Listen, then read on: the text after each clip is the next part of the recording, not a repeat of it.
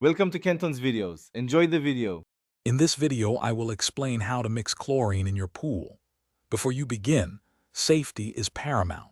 Always wear protective gear like gloves and eye protection. Never mix different pool chemicals, as this can create dangerous reactions. Always read and follow the manufacturer's instructions for your specific chlorine product to ensure safe handling and proper dosage. Now let's prepare your chlorine solution. Grab a clean, dedicated 5-gallon bucket. Fill it at least 3/4 full with pool water. This ensures proper dilution. Slowly add the granular chlorine to the water, stirring gently with a non-metallic tool. Remember, always add chlorine to water, never water to chlorine, to prevent splashing and concentrated fumes.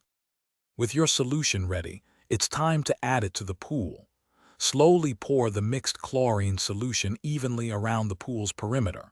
Make sure your pool pump is running to help circulate the water and distribute the chlorine effectively.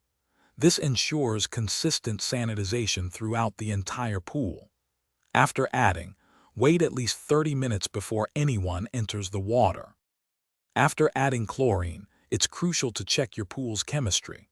Test your water after a few hours to ensure proper levels.